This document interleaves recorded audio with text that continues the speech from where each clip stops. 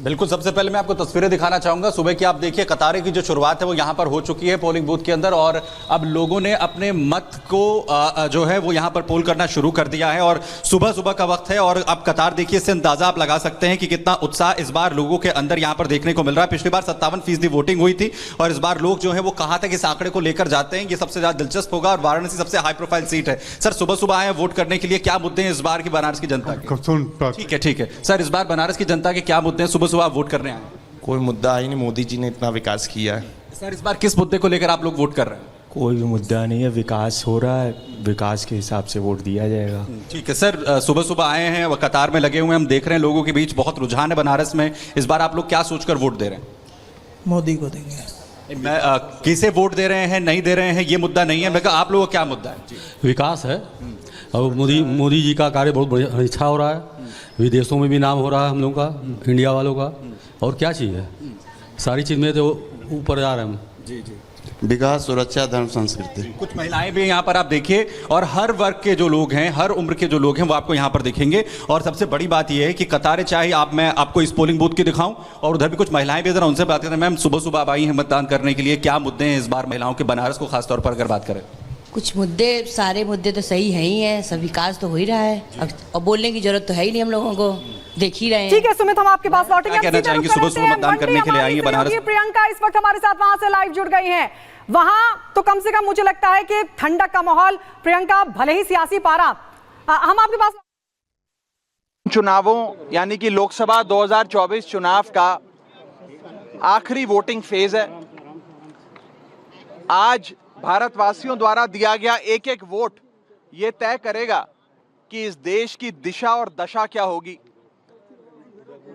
लोगों के लिए बने स्कूल, अस्पताल, स्कूली शिक्षा, दवा दवाई, इलाज कैसा होगा, और हमारे देश का जो देश के अंदर आम जन की आकांक्षाओं को पूरा करने के लिए जनता जनार्दन की जो अपेक्षा थी उसके अनुरूप विभिन्न राजनीतिक दलों ने जनता जनार्दन के सामने अपने अपने मुद्दे रखे, अपनी सरकारों के समय के कार्य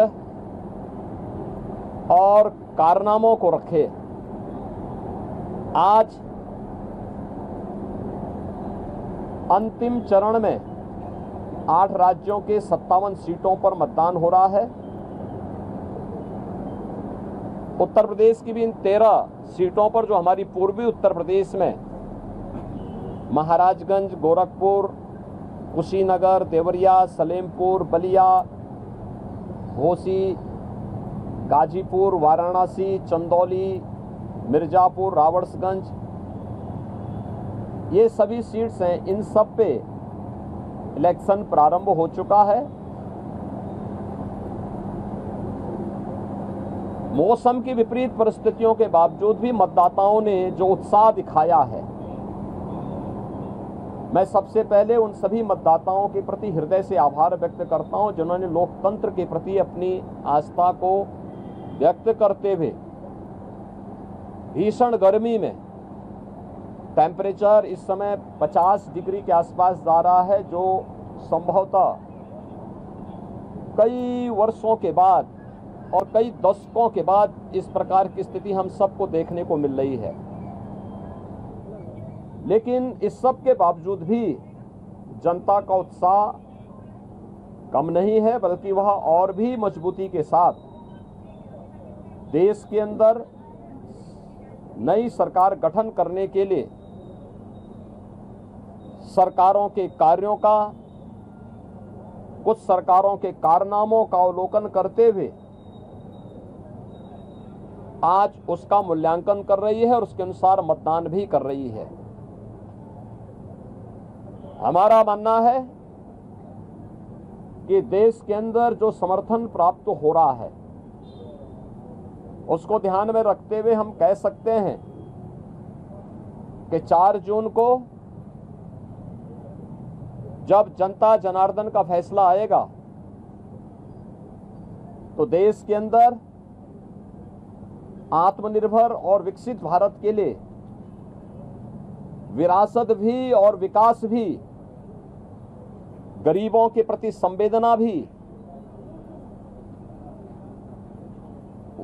युवा पीढ़ी के उज्जवल भविष्य,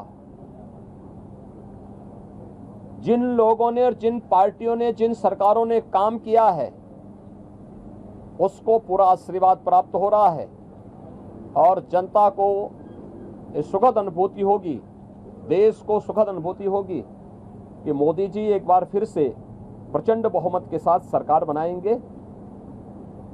उत्तर प्रदेश इसमें अपनी भूमिका का निर्वहन करेगा पूरी मजबूती के साथ। 10 वर्ष में बदलते हुए भारत को 7 वर्ष में डबल इंजन सरकार के द्वारा एक नए उत्तर प्रदेश का दर्शन कराया है, जिसमें सुरक्षा और विरासत के साथ साथ विकास के एक नए युग में उत्तर प्रदेश ने प्रवेश किया है। यह एक सुखद अनुभूति उत्तर प्रदेश वासियों के लिए, यहाँ के युवाओं के लिए, यहाँ के किसानों के लिए, यहाँ की बहनों और माताओं के लिए, बेटियों के लिए, व्यापारियों के लिए, समाज के प्रत्येक तबके के लिए सबका साथ और सबके विकास की भावना के साथ मोदी जी के नेतृत्व में जो कार्य हुआ है, मुझे लगता है कि जनता जनार्दन का वह आशीर्वाद मोदी जी को, भारतीय जनता पार्टी को पूरे देश के अंदर प्राप्त हुआ है, हो रहा है। और आज 7वें चरण में भी पूरे देश के अंदर जो उत्साह देखने को मिल रहा है। अभी प्रातःकाल मौसम बहुत सुहावना है। इस सुहावने मौसम का आनंद लेकर के मैं मतदाताओं से अपील करूंगा कि हमें अब जाति, मत और मजहब से ऊपर उठ करके अपने देश के उज्जवल भविष्य के लिए एक आत्मनिर्भर और विकसित भारत की जिस संकल्पना को मोदी जी ने आज़ादी के अमृत महोत्सव वर्ष में देशवासियों को दिया है, उसको साकार करने का समय आ गया है, जिससे भारत आज जो देश की सबसे बड़ी, दुनिया की सबसे बड़ी उभरती हुई अर्थव्यवस्था है, यह आगामी 3 वर्ष में दुनिया की तीसरी बड़ी अर्थव्यवस्था, 2047 तक भारत को दुनिया के विकसित देशों की श्रेणी में खड़ा करके हर एक नागरिक के जीवन में खुशहाली लाने के लिए कार्य किया जा सके। जनता जनार्दन का आशीर्वाद इस दृष्टि आज भारतीय जनता पार्टी को प्राप्त हो रहा है और हमें पूरा विश्वास है कि 4 जून को फिर एक बार मोदी सरकार प्रचंड बहुमत के साथ आकर के आत्मनिर्भर विकसित भारत की संकल्पना को साकार करने का कार्य करेगी। देखिए, प्रधानमंत्री जी ने अपने 2.5-3 महीने के व्यस्त दिनचर्या में से कुछ समय, यद्यपि उनका पूरा जीवन भारत माता के लिए समर्पित है, बिना रुके, बिना डिगे, बिना झुके उन्होंने 10 वर्षों से भारत की सेवा की है और देश के हित को सर्वोपरि मानते हुए दुनिया के अंदर भारत का सम्मान बढ़ाया है। मोदी जी की यह आराधना एक आध्यात्मिक आराधना, यह आध्यात्मिक आराधना राष्ट्र आराधना है। भारत माता के श्री चरणों में वह एक आराधना है जो राष्ट्र को समर्पित है, भारत की 140 करोड़ जनता की, जनार्दन की सेवा के लिए, उनके उज्जवल भविष्य के लिए समर्पित है। और ये भारत की परंपरा है। जो लोग भोग में लिप्त हैं, भ्रष्टाचार में लिप्त हैं, अनाचार दुराचार में लिप्त हैं, वे लोग आध्यात्मिक आराधना के महत्व को नहीं समझ सकते। आध्यात्मिक आराधना को समझने के लिए भारत और भारत जैसा मन चाहिए। भारत की सनातन मूल्यों और आदर्शों के प्रति निष्ठा का भाव चाहिए। जिनके मन में भारत के प्रति आस्था का भाव नहीं है, भारत के सनातन मूल्यों और आदर्शों की ध्वजियां उड़ाना जिन्होंने अपने जीवन का उद्देश्य समझ लिया था और जिनके कारनामों से जनता उनको बार बार ठुकराई है, वे लोग मोदी जी के इस ध्यान साधना और इस राष्ट्र आराधना का मखौल भले ही उड़ा सकते हैं, लेकिन जनता जनार्दन अपने नेता के समर्थन में और उनके पूरे कार्यक्रमों के साथ, पूरे समर्पित भाव के साथ जुड़ी हुई है और जनता जनार्दन का पूरा आशीर्वाद, पूरा स्नेह मोदी जी के साथ में है और हम विश्वास का लोकतंत्र कितना मजबूत होगा ये आज वोट की ताकत से देश की जनता तय करेगी। ये वोट देने का अधिकार बहुत लंबे संघर्ष के बाद हम सब भारतवासियों को दिया गया। मैं आज हाथ जोड़कर विनती करना चाहूंगा, please exercise your right to vote. गर्मी बहुत है, छुट्टी का भी दिन है, लेकिन आज अगर हम वोट देने से चूक गए तो 5 साल तक फिर ये वोट देने का मौका नहीं आएगा, अपनी सरकार चुनने का मौका नहीं आएगा। जितना वोट आप लोग देंगे, घरों से निकल के जनता जितने वोट डालेगी, उतना मजबूत हमारा लोकतंत्र होगा। और खास तौर पे मैं